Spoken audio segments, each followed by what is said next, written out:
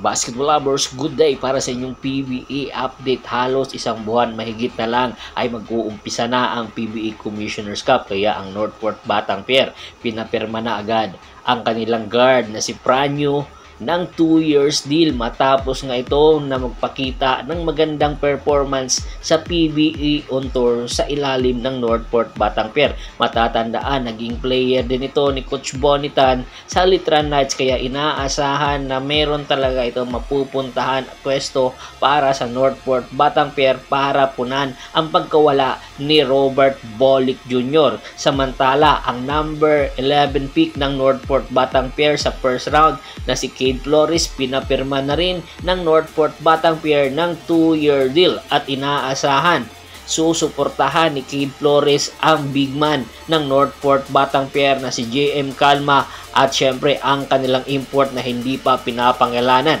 Si Cade Flores maganda ang ipinakita sa Arellano Knights na kung saan nag-a-average ito ng 12 points per game, 11 rebounds at 2 assists. Si Cade Flores, isang Pilipino-Australian na malaki ang posibilidad na magiging superstar sa hinaharap ng Northport Batang Pier at very athletic ito at posibleng maging energy guy rin ng Northport Batang Pier, lalong-lalo na kulang ngayon ang Northport ng big man.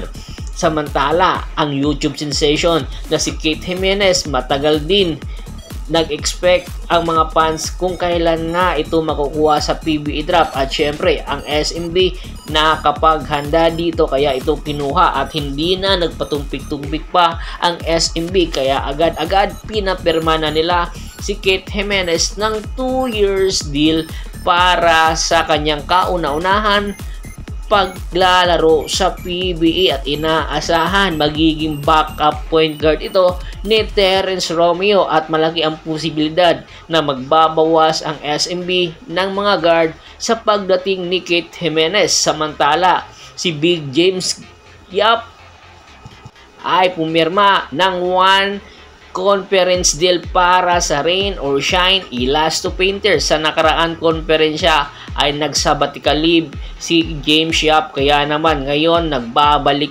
PBA ito para sa Commissioner's Cup at hopefully ito na daw ang kahuli-hulihan nitong performance sa PBA at malaking posibilidad na magretiro na si Big James Yap at magpo-focus na lang sa kanyang karir sa politika. Samantala, matapos ang ilang araw na paghihintay ng Terra Firma Jeep sa kanilang number 12 pick sa first round, syempre, hindi naman binigo ng number 12 pick na si Taylor James Miller ang Terra Firma Jeep sa kanyang paghihintay dahil worth it ang paghihintay ng Terra Firma Jeep. Matatandaan, nakuha nga si Taylor James ng Terra Firma Jeep sa number 12 pick sa first round na kung saan madami ang nagulat dahil hindi nga pamilyar ang kanyang pangalan. Pero dahil nga sa pagsasaliksik ng Terra Firma Jeep kaya naman ito nakuha.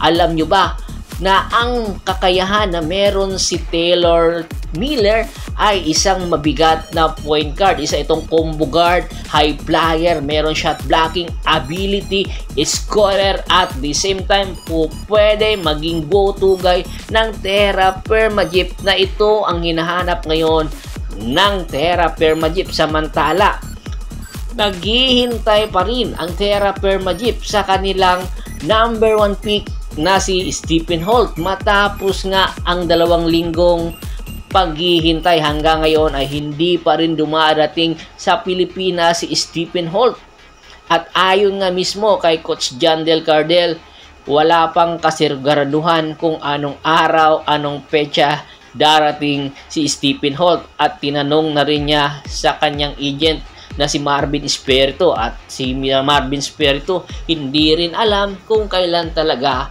ang eksantong pagdating ni Stephen Holt para makita at makapag-ensayo na sa Terra Firma Jeep. Kaya naman tuloy ugong-ugong ang balita na malaki ang tsansa kung hindi ito darating gagawin na ang mga moves ng Terra Firma Jeep para ilipat ito sa isang SMC team na kung saan na kinakailangan ito at malaki ang posibilidad na gagawa ng isang blockbuster trade ang nasabing SMC team na Barangay Ginebra San Miguel dahil hindi kaya ng Terra Firma Jeep ang presyong hinihingi ni Stephen Holt. Kaya naman ay delaying tactics ang ginagawa nito. Alam naman natin na hindi kayang bayaran ng Terra Firma Jeep ang hinihinging kontrata or presyo ni Stephen Holt at malaki ang posibilidad na ang Barangay Ginebra San Miguel ang babayad dito.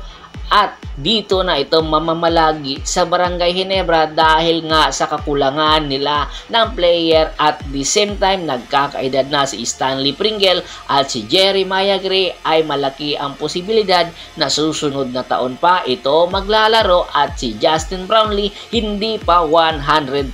Kaya kaabang-abang ang mga susunod na galawan ng Terra Firma Jeep at ng Barangay Ginebra San Miguel. Bago pa man natin tapusin ang ating kwentuhan, shout out muna tayo sa ating mga followers at subscribers kay Sir Anthony Laquialon, Kagawad Kat sa Kinudukusin ng Hagonoy, Bulacan, Ricky Lanza ng Ricky Rider TV. Marami pong salamat sa walang sawa niyong pagsuporta. Pagkabisita na rin po ng Facebook fanpage ko.